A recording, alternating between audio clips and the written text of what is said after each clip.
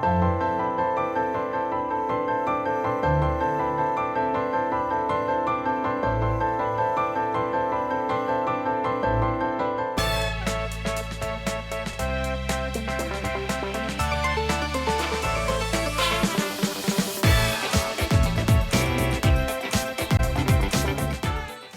and welcome to Leaders of Tomorrow, India's only daily television platform for small businesses. So the past 7 years, we've understood what matters most to you, the entrepreneur. And in year 8, we're taking head-on 2 of your most pressing concerns, that of funding and mentoring. I'm Sananda Jayaseelan. Tonight on the show, bringing you part 2 of an exclusive sit-down conversation with the chairman of NASSCOM India, Keshav Murugesh. In this conversation, I've asked him his views on some of the regulatory policies for the tech industry, like the sunset policy, his view on small businesses and leveling the playing field when it comes to what's happening globally, as well as his advice for small businesses. Take a listen.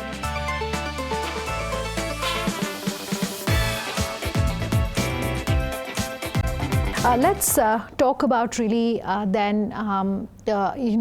comparisons, if I can call it, or differences really between what's happening here in India versus the technology or the innovation hub, so to speak, in this industry of Silicon Valley in the US and Israel. We love asking the experts who come on our show, what perhaps are the similarities? Should we look at models that are happening in the US, because that may be working for them, may not necessarily work for India? What should Indian tech companies perhaps learn from their Western counterparts?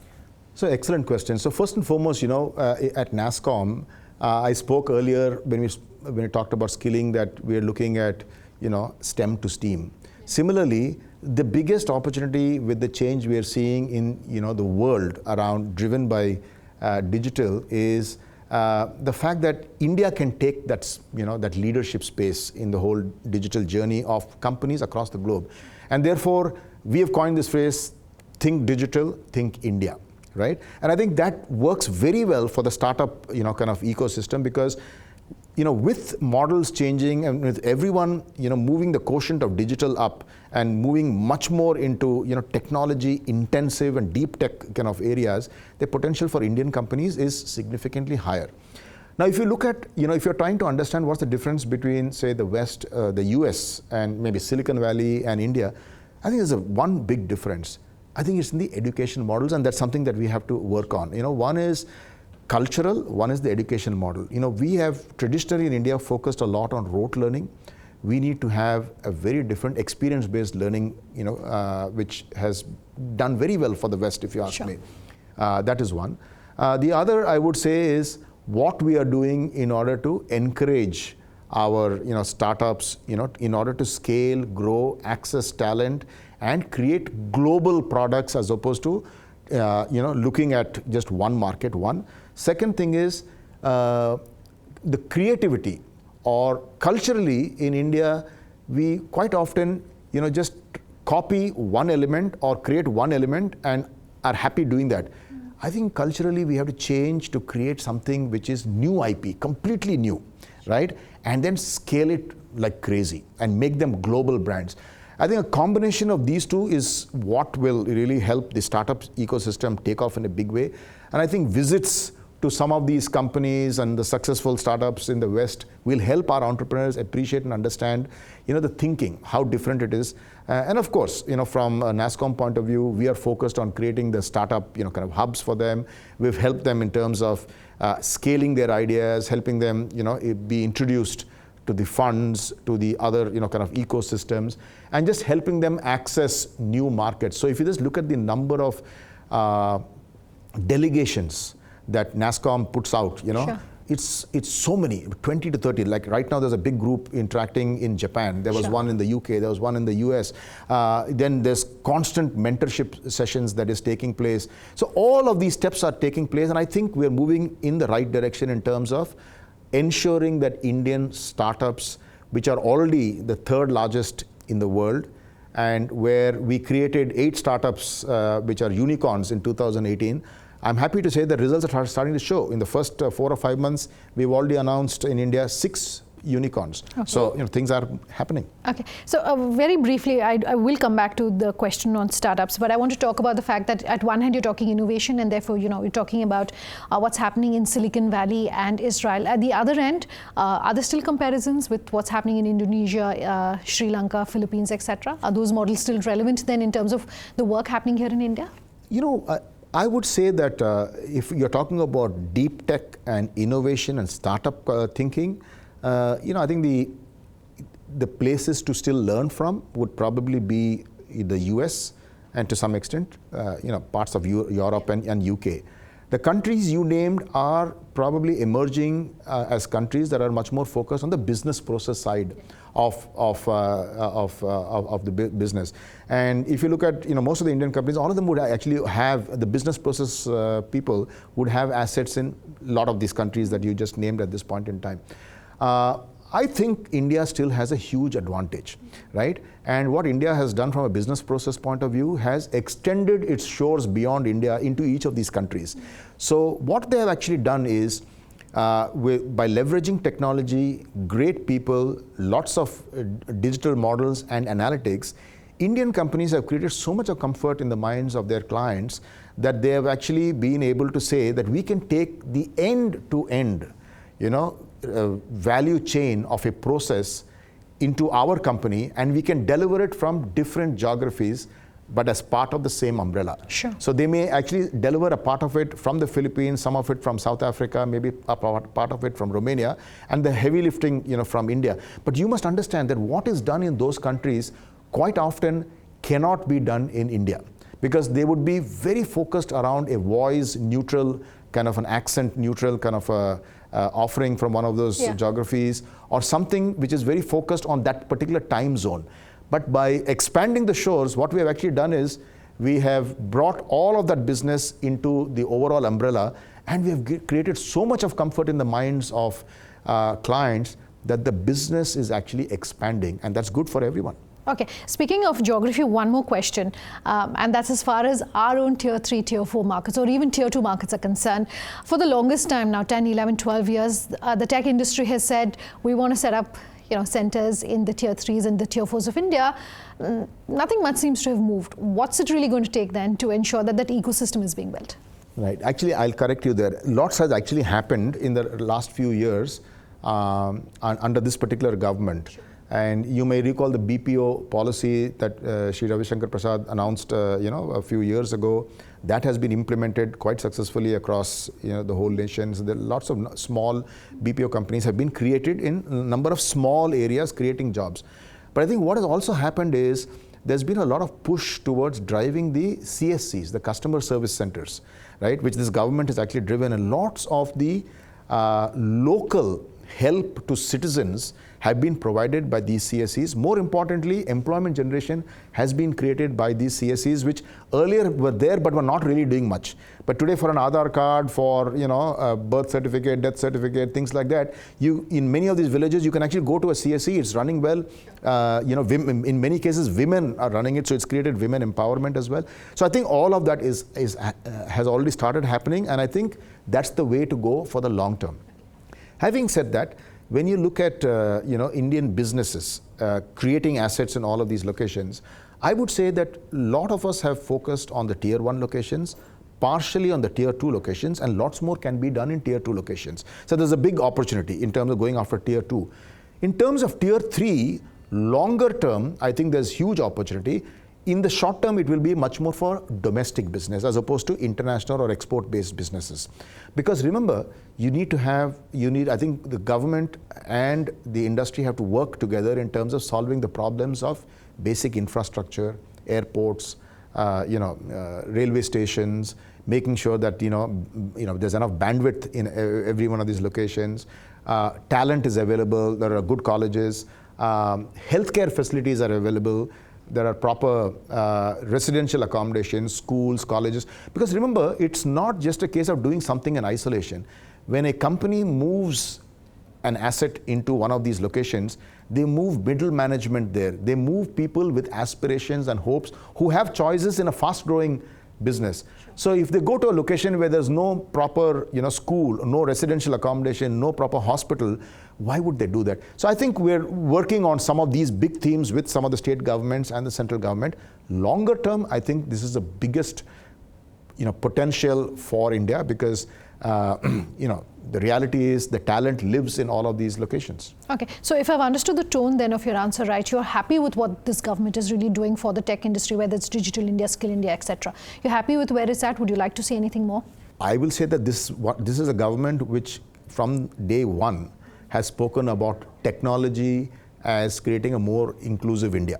Right? Everything that they have announced, whether it is Digital India, whether it is Startup India, whether it is, whether it is around the skilling areas, any area you pick, BPO policy, it has always been driven around digital, around technology, and around skilling. And therefore, I must say that NASSCOM and the government work very closely together. And where we want certain things to happen, we interact with them and explain to them why some of these things should happen. And I would say that this journey has been a very, very good one. Let's slip into a short break. Much more on that conversation with the chairman of NASSCOM India coming up in just a moment. Do stay tuned.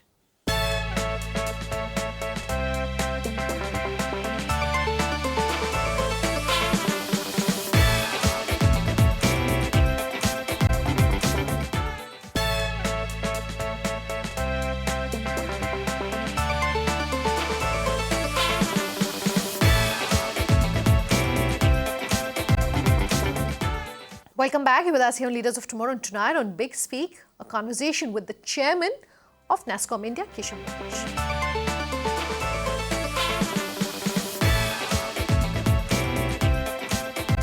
One thing that one thing that definitely hasn't seen any commentary that the industry has been waiting for is the sunset policy. Industry was hoping that the FM would say something in the budget, which is expiring next year in 2020. Are you disappointed? Look, I'll tell you, you can't win every battle, right? And I think from a NASSCOM point of view, we are, we are very disciplined. We had given certain recommendations for the budget. Some got implemented, some didn't get implemented. I would say the sunset policy, extending it would actually help the industry. It's not a case of companies taking benefit of lower taxes or anything. That's not really the reason for it. The key reason for it is with the SEZ Act, certain quality and kinds of assets got created all over India which have transformed this industry. But more importantly, anyone functioning from an SEZ sees conveniences, right, and less complications as compared to when you work outside of it. So simple things like paying GST, then claiming a refund, paying, all of those things disappear, exports, import duties, all of it completely disappears because it's a one window kind of an approach from an SEZ point of view. So I think the reason we wanted that to be extended was essentially this, and also from the point of view of saying that Indian IT industry delivers 7.5% of India's GDP at this point in time. Sure. In an era when we're talking about a $5 trillion economy, and the minister himself is saying 1 trillion should come, from this area, we are confident that, with the right policies and the right frameworks, we can take up our targets from 335 billion, maybe to half a trillion, 500 billion, if everything works well.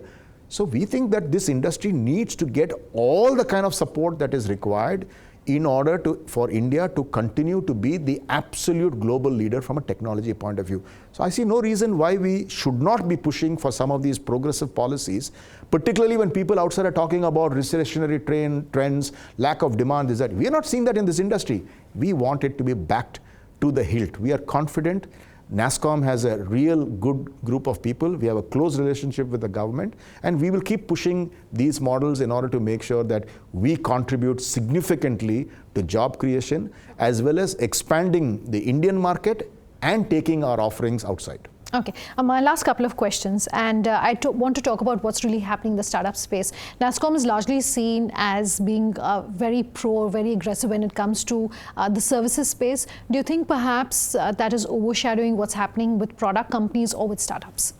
I wouldn't say so. If you just look at the history from 5 years ago, NASSCOM created the 10,000 startup program. We incubated, many of them, and many of them have taken off, done quite well.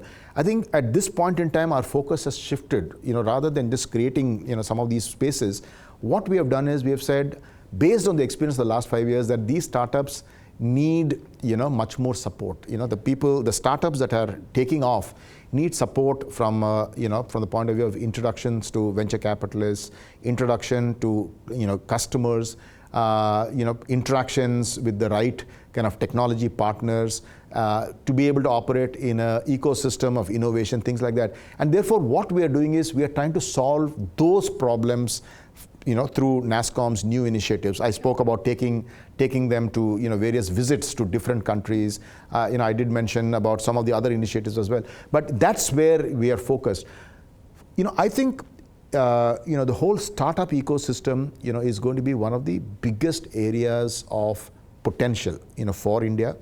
And at this point in time, if you're asking me, can NASSCOM do more? I think NASSCOM can do much more. In fact, I'm demanding it, and I think we've, created a very exciting new executive council, which consists of, people from the startup, very successful people from the startup, kind of ecosystem. Our president is very positive about, driving, things out there. And I'm pretty certain that, even if we haven't done enough in the past, we can do much more in the future. Nothing is lost. There's lots more that can be done for this country. Okay, maybe one or two areas then in the startup space that's personally exciting to you. We're talking fintech, we're talking agri-tech, we're even talking milk tech, for instance, at this point. What is exciting you? Every one of those, Sunanda, frankly, I mean, you can just go on, because every area today is an area being influenced now by data analytics, being influenced by cyber security, being influenced by disruptive new thinking and new models. And therefore, every one of these areas, and you can add logistics, you can add healthcare, you can add so many other things. All of them are exciting. So for a startup, as well as for a very seasoned company, which also operates in a startup manner, these are all opportunities for them to expand the market, create new opportunities, create new jobs. So I would say that all of them are exciting, and we should just keep accelerating. Okay. We always love asking why we don't see more women entrepreneurs in general, and why funding is less than 5% of everything that comes in to the entrepreneurial ecosystem. But perhaps technology really is leveling what is happening and leveling out the field really where entrepreneurship is concerned.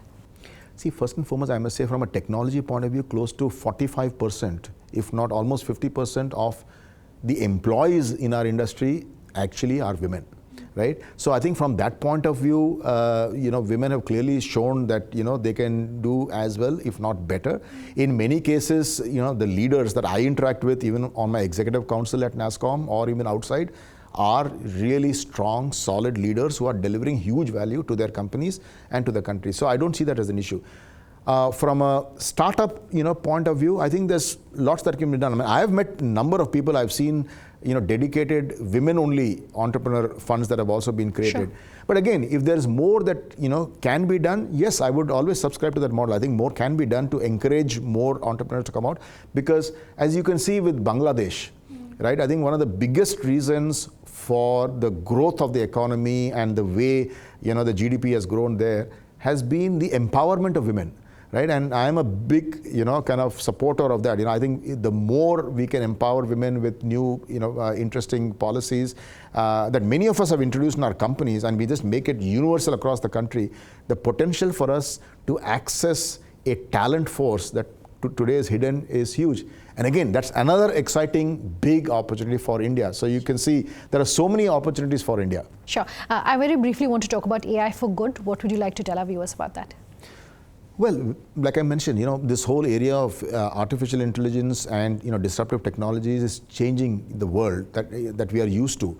And from our perspective, what we're looking at is we have actually, NASSCOM has created the Center of Excellence, for advanced analytics and this AI for good, we call it, where we are looking at citizens' problems. What are the kind of problems that need to get resolved at a city level, state level, whatever, and we're encouraging entrepreneurs to come up with relevant solutions for some of that.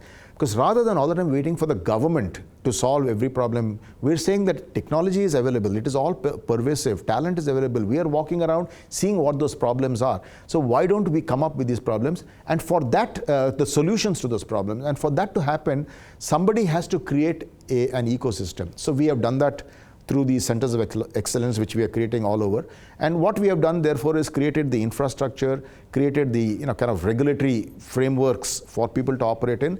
And we have also created the recognition models, and we are also creating a competition format and things like that. So I think AI for good is here to stay, and it really connects technology, people, and real-life solutions that are available on the ground. Okay. We started this interview by talking about what you're doing to future-proof and future-skill really things at NASSCOM. I want to end this interview by talking to you about what is exciting you personally and professionally over the next year. Well, personally, what's exciting me is the fact that I will complete some very interesting things from a NASSCOM point of view. And deliver on some of the things that I spoke about just now, because personally that's driving me, keeps me awake at night. And professionally, from both a NASSCOM and a WNS point of view also, I think I'm driving a big change in terms of governance models, in terms of future-proofing both these institutions for the next 25 years. And I think someday when people look back, they will say that, this SLT of NASSCOM really thought about the future of NASSCOM and not just for this one term. And I think that's good. I wish you all the very best. Thank you so much for your time here on the show. Thank you very much. Thank you.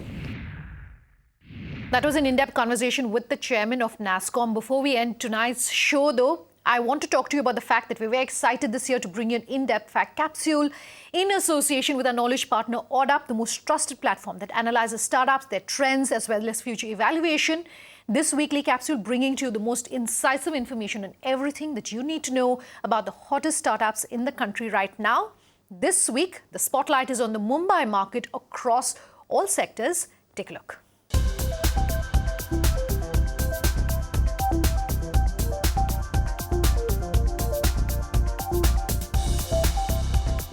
Total annual investment across all sectors in Mumbai in the year 2017 stood at $614.70 million. The next year saw total annual investment at $841.80 million. And in 2019, it stood at $972.10 million. Let's now look at company launches by year. In 2016, it stood at 204. The next year, it stood at 141. And in 2018 at 61. Our final graphic takes a look at startups by funding stage in the year-to-date period for 2019. 63% were seed funded, 19% were Series A funded, 10% Series B funded, 5% Series C funded, 3% others. That's a wrap of our location snapshot for this week. We will continue to bring you the most in-depth content on the startup space week after week, right here on Leaders of Tomorrow.